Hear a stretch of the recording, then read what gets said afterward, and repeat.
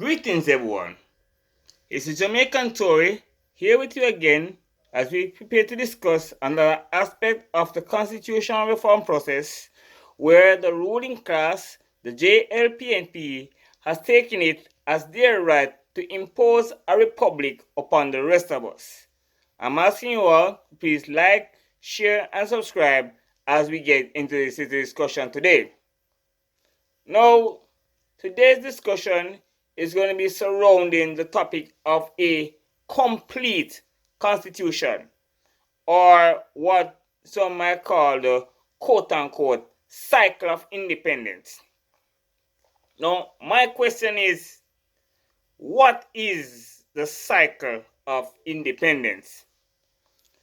Truth is, nobody really knows, but yet the ruling class in both political parties, as well as their collaborators in academia and in the media, have taken it upon themselves to come up with this phrase, the cycle of independence.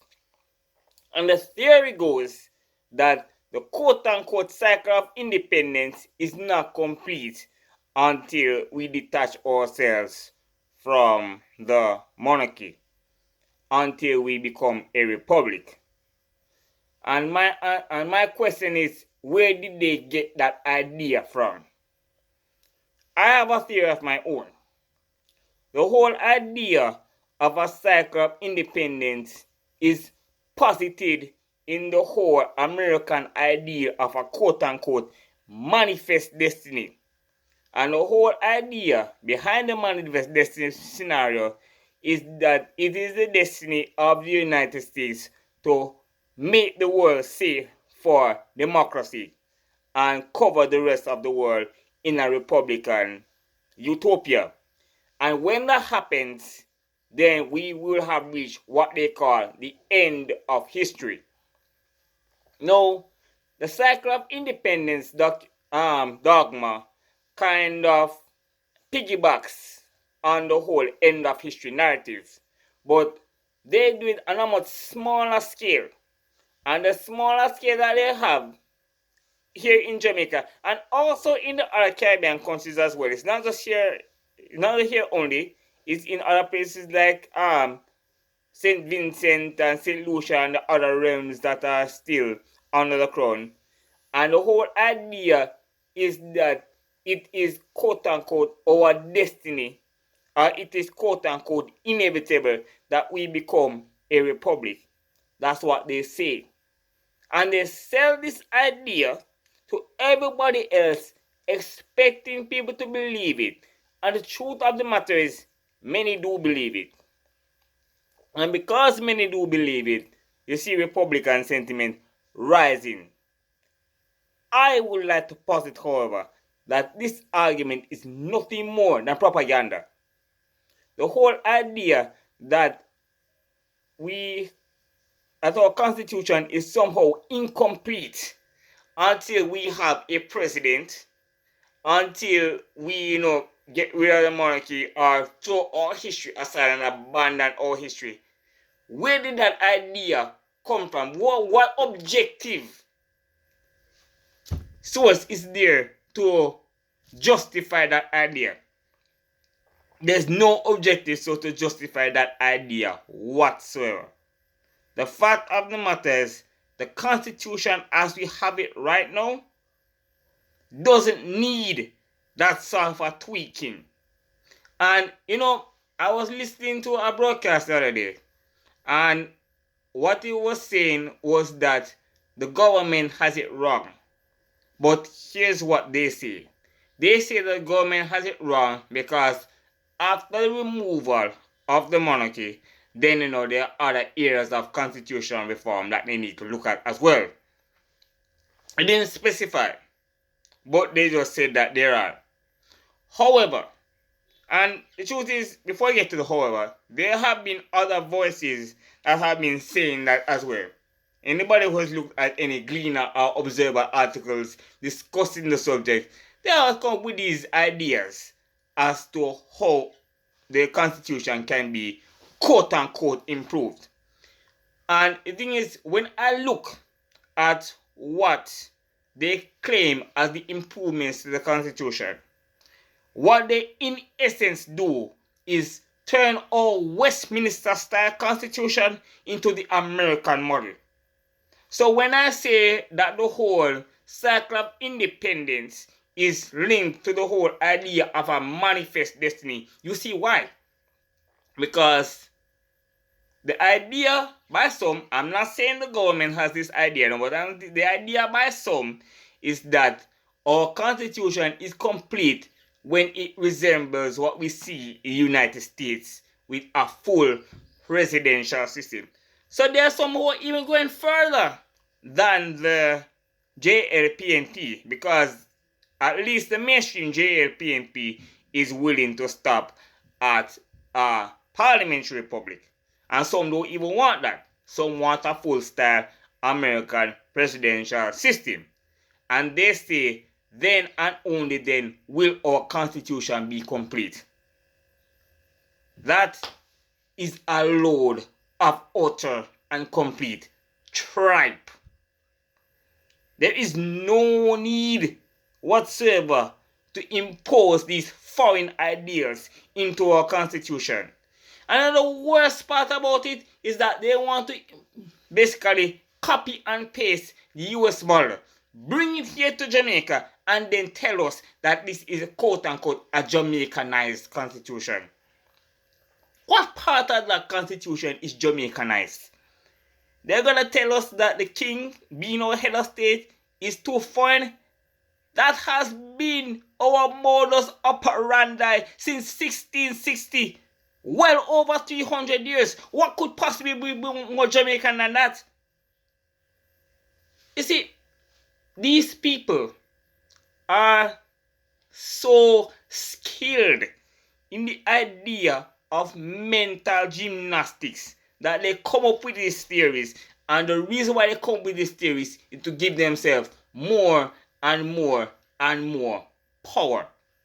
So they come up with this narrative as though the cycle of independence needs to be completed. They come up with this narrative as though this is the end of history. This is our destiny. That is utter nonsense.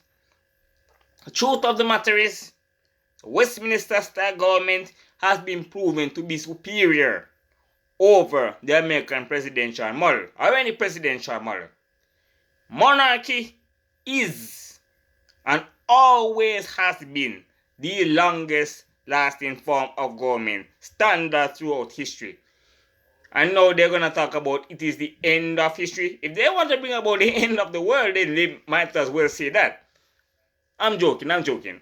It's not the end of the world. But back to serious matters though. This whole idea that our constitution is incomplete and they need to complete the cycle, I think is an insult to the Jamaican people and an insult to those who are wise enough to give us the constitution that we have. There is no cycle of independence that needs to be completed. The fact of the matter is Jamaica is a sovereign state, an independent country, and I challenge any one of these people to show me any evidence whatsoever that Jamaica's sovereignty is not complete. I challenge them. Go to any international body, any international court, they all recognize Jamaica as an independent sovereign state.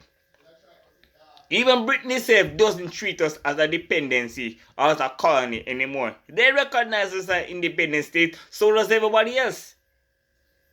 So this mindset that these people have, that independence is not complete without a republic, is a lie. They are lying to the people for their own power, for their own gain. They don't have the people's best interests at heart, because if they did, they tell them the truth. This whole idea about how we need a new constitution in order for independence to be complete, I'm not saying that there can be little tweaks here and there. Britain itself has had tweaks in its constitution. Canada, Australia, all the other Commonwealth realms have done that. But the substance remains. And that is what I'm trying to preserve. The substance of our former government. And the fact of the matter is, persons like to talk about the way how our politics is corrupted. And it is true. It is. But whose fault is that? Is that the fault of King Charles? Is that the fault of the late great Queen Elizabeth? Or is it the fault of the JLPMP? The very same people who now want to basically overturn our constitution to their liking. The way our politics is right now, our politics is not perfect and it's their fault. It's not the monarchy's fault. And they want to tell us that if we become a republic, then of course our politics and our political culture will be cleaner. One only need to see the cas that is taking place in the United States between the Democrats and the Republicans to know that that is a complete and utter bogus argument. That argument has no merit. Fact of the matter is, people will be people no matter where they are. And because people will be people no matter where they are, this whole idea that, if we get an American style system or a republic or a presidential style system or anything of that sort, then our politics will improve. No, you know why? Because the same corrupt politicians will be in charge. And in fact, the new system will give them more power than what they have right now. How do I know this? Because now one of them will have the chance of occupying the highest office of the state. They don't have that privilege now. Because right now, the highest office is permanently occupied by whoever sits on the throne. They don't want that. They want it gone. They want it removed so that they themselves can ascend to what they think is the heights of greatness. Call themselves Mr. President or Mr. whatever they want to call themselves. So let us not be hoodwinked by the smokescreen argument of these people. They do not and they have never had the interest of the Jamaican people had. We know that. Just look at what they did in the whole salary increase saga when they gave public sector workers a bare minimum increase while giving themselves a 200% increase in the Parliament of Jamaica. These are the people we are looking at. These are the people who are pushing these arguments. And of course, you know that I already did a discussion on that massive unjustified increase already. And they want to increase not only their pocketbooks, but their share of the power. And their increase in the share of the power will come when they overturn our constitution and place it with their own. People of Jamaica, we need to wake up. We cannot allow this government to continue getting away with what they have been doing. They need to be sent a very strong message. And personally, I can't think of no stronger message to be sent to this government than for the people of Jamaica to tell these ingrates to hell with your republic. And God save the king.